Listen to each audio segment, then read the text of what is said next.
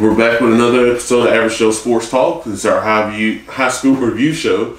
We got our man Dax and Woods here, and Josh is sitting in with us again. Jumping right into it, we're gonna hit the Etowah Southside game, huge game, Battle Highway 77. Woods, what you got for us? It's Etowah came out, and I heard about it, and I just didn't believe it. But they came out with this new little package. Some kind of little diamond package. I don't know exactly what it was. Plotted down the field, had a couple fourth down conversions. Wound up finally breaking loose and throwing a pass out here to DeAndre Williams. Overthrew him. Next pass, we caught it. Same play, I think. Ran it, got it down the 2-yard line, punched it in. Came out the next series, and I have no idea. Emil Smith was at quarterback. Ran a couple, and I assumed it was a wildcat, but then he stayed in on 3rd and 8. And he threw it. I mean, it wasn't a bad looking pass, but he's your best. I mean, dude's been playing college football as a receiver, so why leave him in on 3rd down? I don't know. I understand the wildcat package and all that, but having said that, after that series, you saw them open it up. They threw the wide receiver quick pass, the screen pass, and Trent Davis, number 3, he wasn't on the field for the first 2 possessions of the game. Yeah, I know that's inexcusable. I don't understand why in the world he would not be on the field, because as soon as he came in the game, the kid had over 120 yards of total offense, even not being in the first 2 series and not playing at the end of the game. He's electric, he's dynamic, but Etowah's offense coordinator's credit, he did start getting the ball to playmakers in space. They did make some plays. He didn't reinvent the wheel. We didn't go to this diamond package, and we didn't go to the Emil Smith Wildcat package. We went with the offense we started the year with. We just started getting the ball to the playmakers in space, and it worked. And we don't have to be the best offense coordinator in the world. Defense played really well. I don't even know how many total yards Southside had. The Rich kid, he was in trouble most of the night. I mean, he just every time he tried to drop back, he was Cat. They did now. Southside did get Cat the ball 20 to 30 times, which I think they should do every game, because he's a good athlete. He's a great athlete. Etowah did a great job. The defense played really well. They had that one. Cat caught that one over the middle right there. That little bit of a busted coverage. We had it.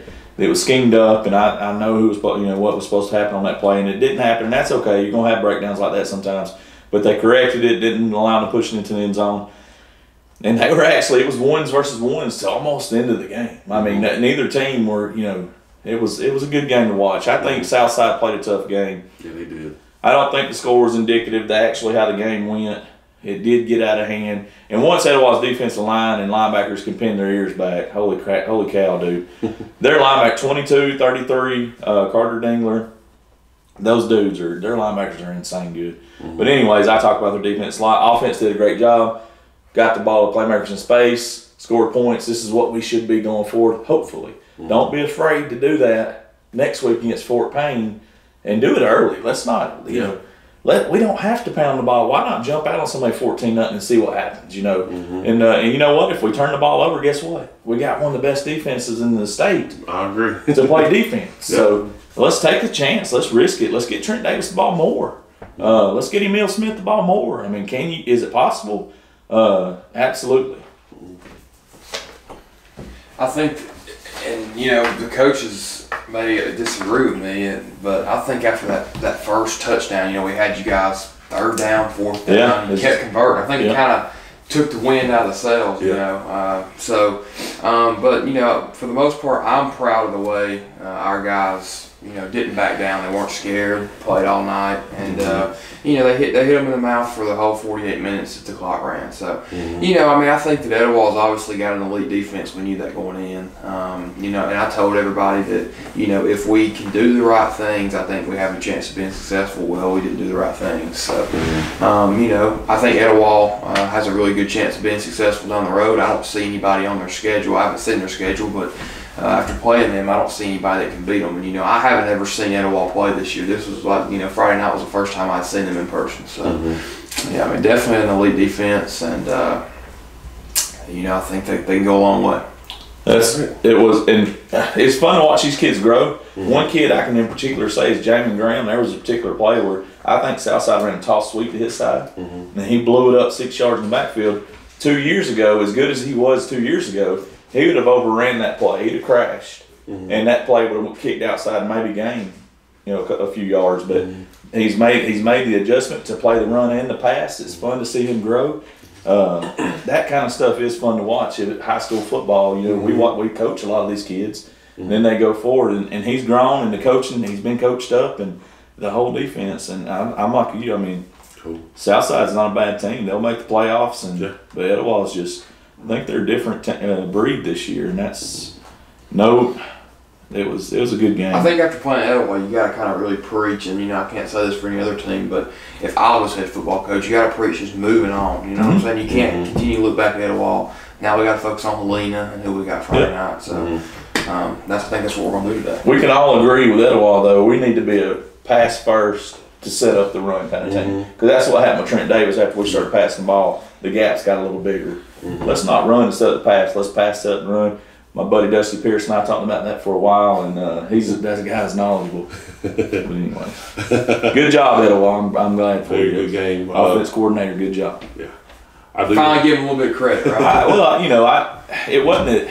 It just seemed like he was trying to do like Alabama style. Let's pound, then throw. Well, we need to throw, then pound. Is in my opinion. I mean, it means absolutely nothing. I give props to the defense coordinator, man. I know he's got, I have to scale back with him a little because I don't want to overhype him with the guys. Dude, the way he coaches them up, bro. Wow, it's insane. And if you ever talk to him, it's like, dude, how do you know this much about football? Like, and he's got a wife and 2 kids, and I'm like, dude, how do you know this? But you did play college football, so maybe that's one way. But that's from front to back, he understands.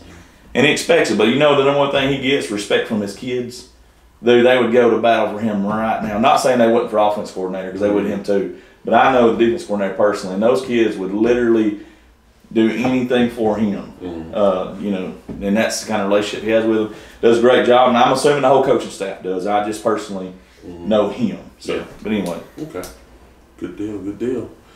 I do want to give a quick shout out to Southside and Principal Chris Winningham and Coach Ron Daughtery for having us at their game, giving us sideline access and just being part of the action. That was huge. They, I can't thank them enough. Yeah. That was great. And the Etowah radio crew for having us on air too. That was really great.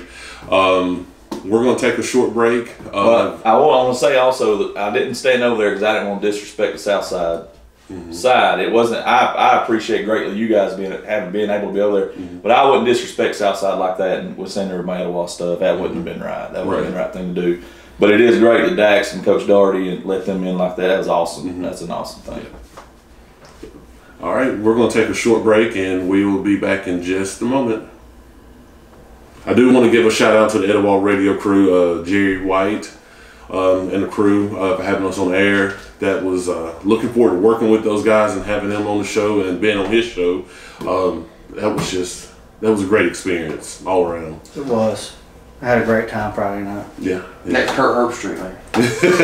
Yeah. We're looking forward to maybe getting to some other schools. I plan on, Hopes Bluff and hopefully Gadsden City. We can get some access to those games. So we're looking forward to that. And again, thank you again, Southside and Etowah. We can't thank you enough for that. I started to hook you up, didn't Yes, yeah. He's always hooking somebody up. He's always doing something for somebody. Yeah. That's Coach Daugherty. He's a great guy. Can't say enough about him.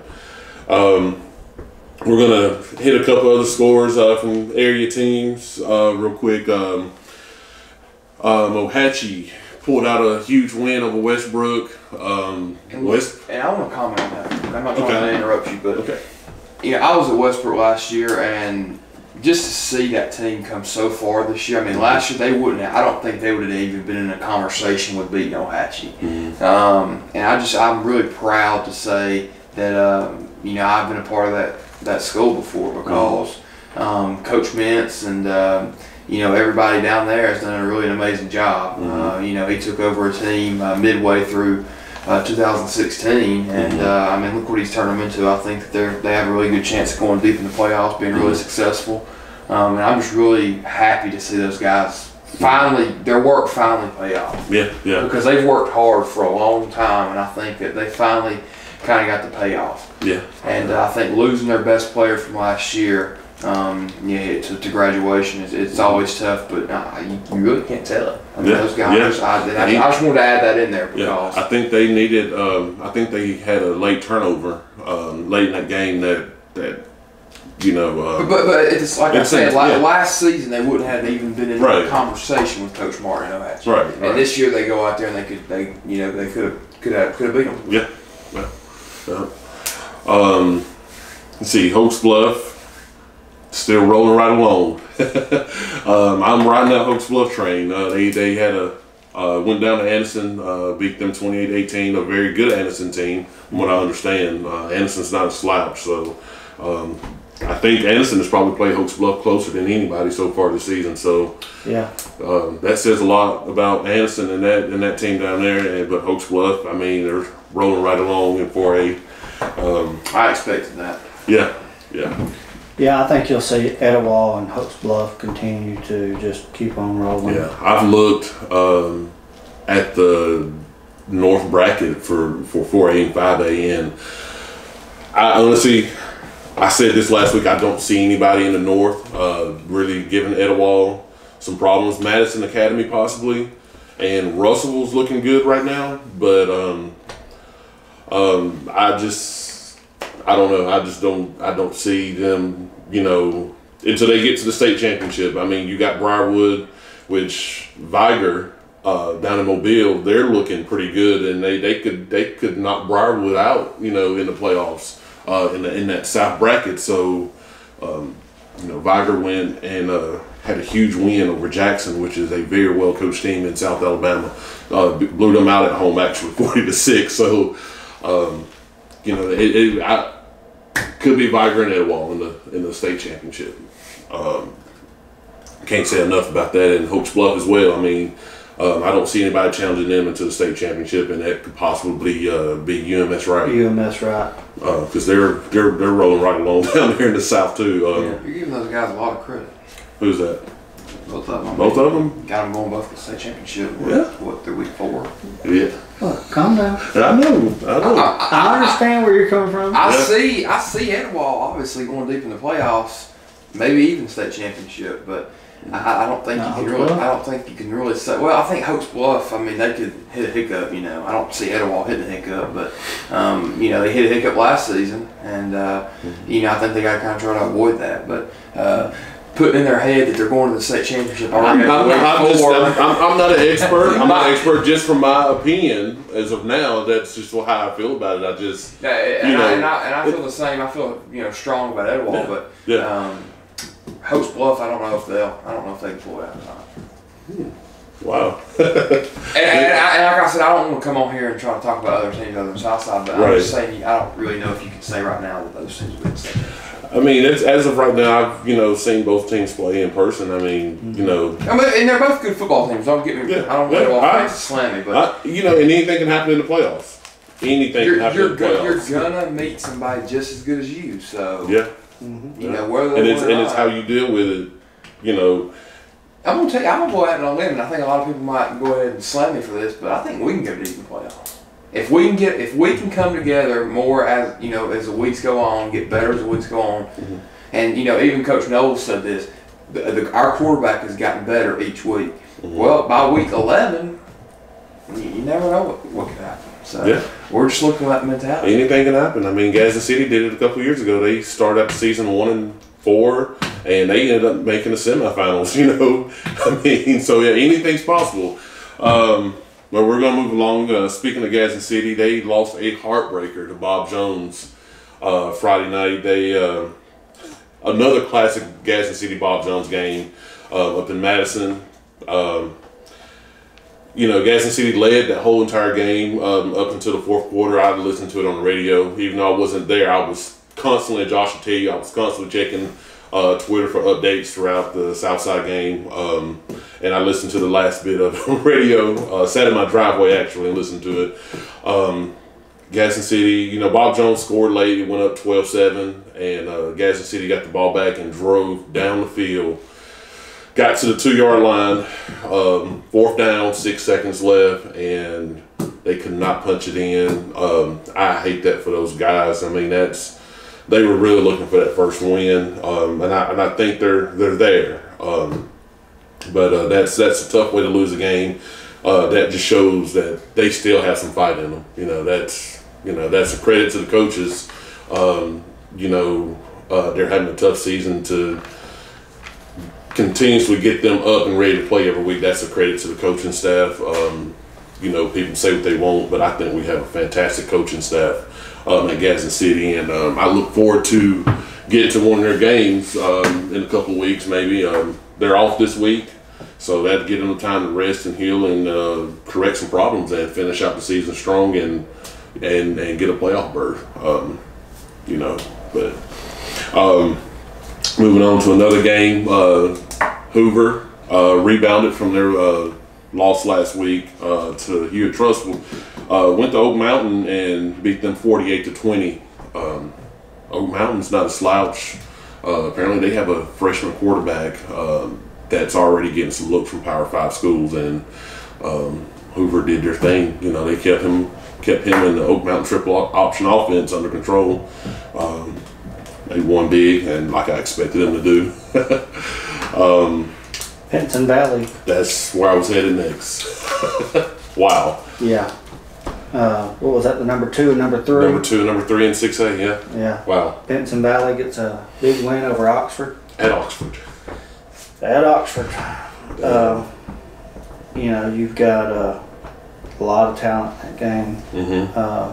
Bo Nix. Mm-hmm. Oxford's got a linebacker that's already committed to LSU. Yeah. So, a lot of talent. Mm-hmm. I don't think this will be. It's not going to be a setback, big setback for Oxford. I expect them to make the playoffs and contend. Yeah. And these two could very well meet again in the playoffs. Yes. It's a possibility. Hats off to Pinson Valley. They went to Oxford and beat them at their place, and they beat the Calhoun County refs. So that's huge for them.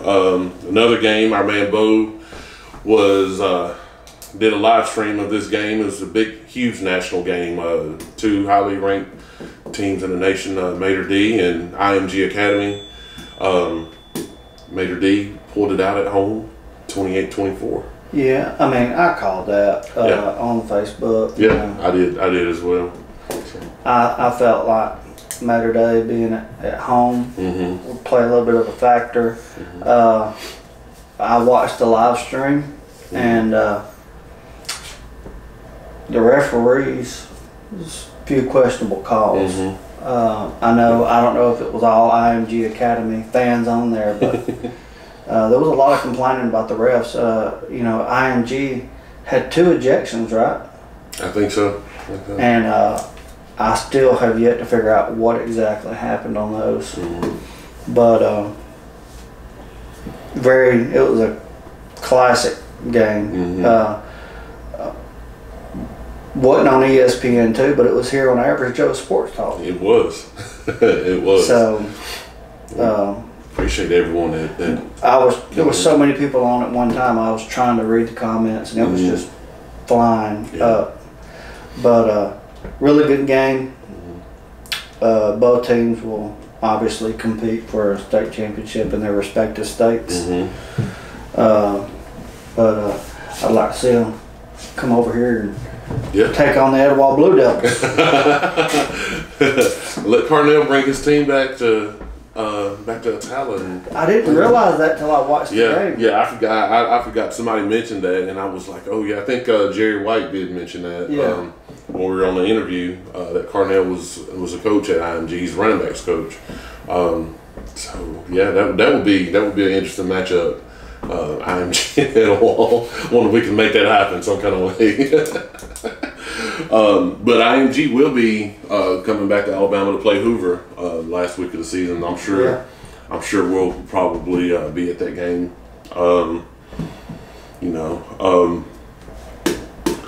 Probably live streaming it. Probably if it's not on ESPN, check us out on Average Joe's. Yes. I think that's all we got for this week. we got some huge games coming up again this week. I think most teams are playing some non-region games. We'll be back Wednesday for another show.